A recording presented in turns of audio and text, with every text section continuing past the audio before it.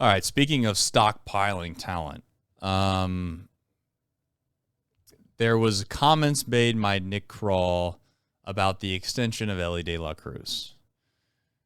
Those comments, I don't know if you have the quote directly in front of you, Nick, but paraphrasing, those comments where we met with his team, we had those discussions, obviously nothing got done. At this moment, we have not basically gone back to the drawing board and haven't communicated about an extension. I have the quote if you want it. Go ahead, please. The quote here, hopefully there is something there, but as of right now, there are no talks that are currently happening. We have had those conversations, and that's not something that we've been able to match up on. This is, Nick, the most obvious thing in the world to me. I had said 2 years ago on this show that the Reds' only and best chance, in my opinion, to be able to extend Elly De La Cruz was to do it 2 years ago. I know that at the time, I remember vividly, even other media members in this town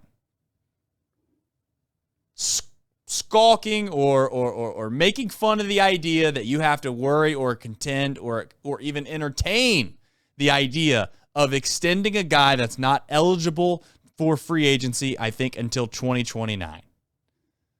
But the reality is this guy is going to garner so much money that in order for you to offset the discrepancy that you would have with basically major market baseball teams is to do what? Is to pay him really handsomely before he's ever even eligible for not just arbitration, but free agency. You got to start to kill off the years. You got to be able to say, you know what, instead of you only making up numbers here, $3 million, okay, in 2027, you're going to be making $25 million. And over the 5-year run, that would add up to an extra, name the number, $150 to $200 million. And the additional money that we're going to give you, to be clear, would add up to a lifetime earnings up until the age of 35 or whatever number you want to use. That would get you to about the same number that you would get in the free market. Now, the only argument, Nick, that I would make that you could have here with this Elly extension, if you're on Elly's side, is that if they believe in Major League Baseball, in the popularity of it, perhaps will only increase and increase and increase, and the salaries for these players is only going to increase and increase and increase, then the Reds might have never had a chance. But I would also say on the flip side, if you're the Cincinnati Reds, you could say, well, let's also understand that there's a chance at the next CBA that there's going to be some things that are going to change. You might be in your best interest to try to push this forward. Nick, to me, at this point now, we can all just move on and say we're going to love Elly while he's here. This ship has sailed. Let's just focus on basically other things because I don't want to say it's a waste of time, but it seems like we're sitting here wishing upon a shooting star that's never going to come. Yeah, I've kind of accepted it almost in my mind, and I keep in the back of my head that you have a Hail Mary that the CBA that expires at the end of next season, at the end of 2026 in December, I think 1st to be exact, that somehow that drastically increases your chance of being able to retain him after that.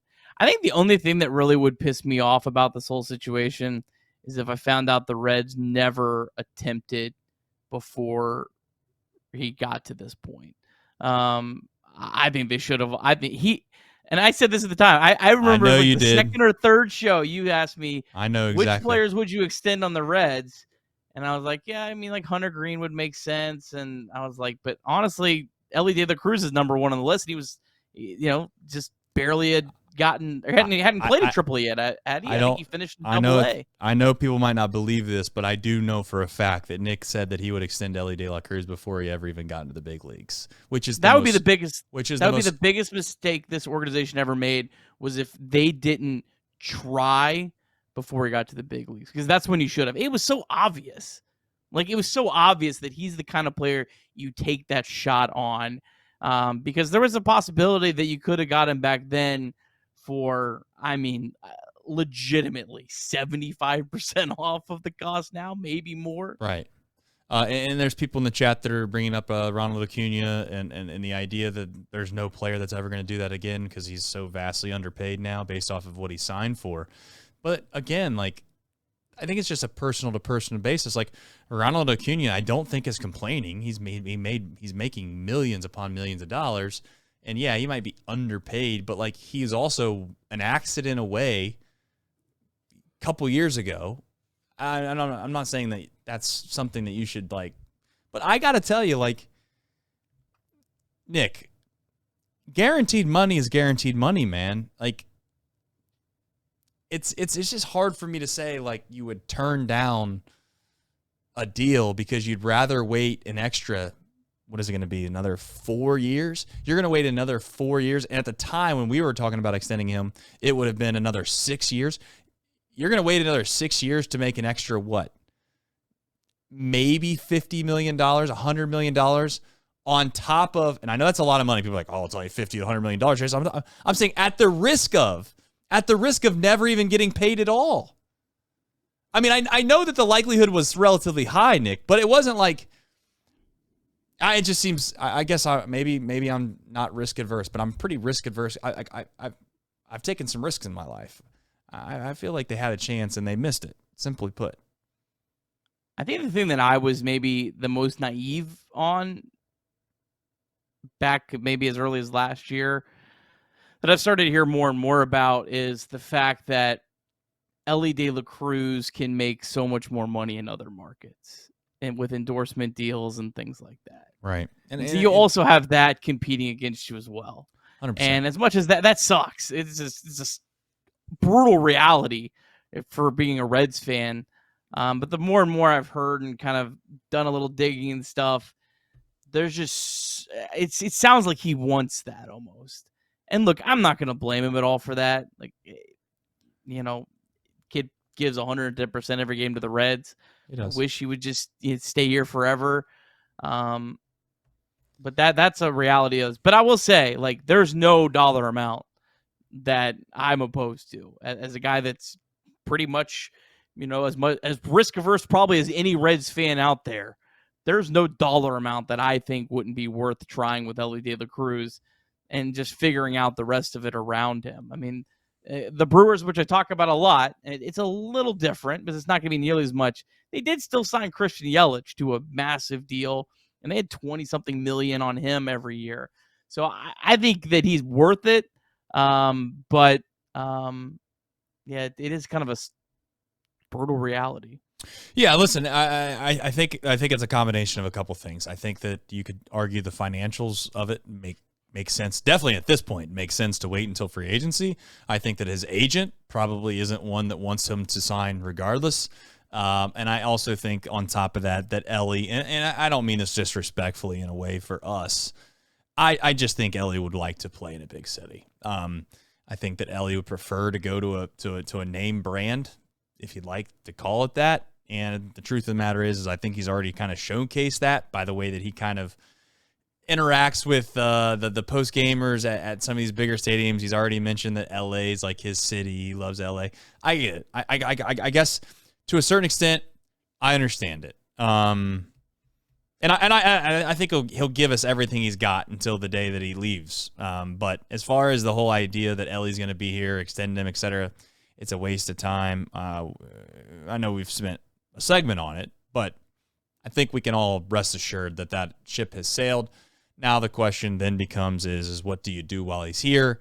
And what's funny, Nick? I know this sounds crazy to say, but I can't. This is a Major League Baseball problem to me. I'm not going to go down this warpath tonight, but it really pisses me off, and I don't really want to go down the weeds of what I think that the league should be doing. The truth of the matter is it's a funnel system, 100% a funnel system at many small markets for what they ultimately will then go to major market teams. And if you don't think that there's a fundamental problem within the landscape of professional sports, then obviously we'll have to agree to disagree. I think your league is best when you have basically every team with the same opportunity to be able to compete on the same scale. If you make bad decisions, you get bad problems, a la the Cleveland Browns. I'm not saying a salary cap fixes any kind of, what's the word everyone likes to use? Parity. I'm not saying that a salary cap or any kind of competitive balance rules fixes parity. But what I would say is at least we could have a reasonable debate on whether or not you should keep certain guys or not based off of their performance versus it just being you have zero chance because there's an endless market out there for other Major League Baseball teams to spend. Some have suggested, Nick, that there should be a salary floor. I got to tell you, I don't understand that logic either, folks. Like, okay, so you're going to make people spend a certain amount of money. Well, that doesn't fix the problem because guess what? The other team's just going to start spending a little bit more. And on dumb players, 1-year deals. Like you're gonna have all these players signed like to a team that's rebuilding that are like, I don't know what. Right. I don't want to say Jamer Candelario because when he was signed, he was actually an attractive player. But you're gonna have a bunch of like, if Jamer Candelario was a free agent coming in this year, type players signed. Yeah, they're not going to take long-term risks with the floor. What they're going to do instead is just barely hit the minimum of the floor with some random free agent player, and they're going to get paid more. So, yeah, this show right now on a Sunday night after the Reds win 2 of 3 against the Detroit Tigers is not the appropriate time, in my opinion, to talk about Major League Baseball and the issues that exist within it. But I think that it goes back, and there's a little bit of a tie-in with what Elly is going through right now with the Reds. I'll leave it at that. So I get someone's going to say the ownership group this, the ownership group that. I get it. I understand. I'm not defending them, but they're left without an option. And I would like at some point Major League Baseball would give these teams an option. If the Pittsburgh Pirates want to keep Paul Skeens, they should 100% be able to keep him without question. If the Reds were to say, hey, this is our franchise player, that there's no doubt that the Reds should be able to give Elly enough money to match whatever it is that he thinks he's available or able to make on the free market. Now, to be clear, Elly might just want to go play somewhere else. And that's his choice. That's his ability, and he's obviously has that option when that time comes. So, well, let me ask you this. I don't care about other sports. I certainly don't care about other sports and contracts. I don't spend any time investing on that. Yeah.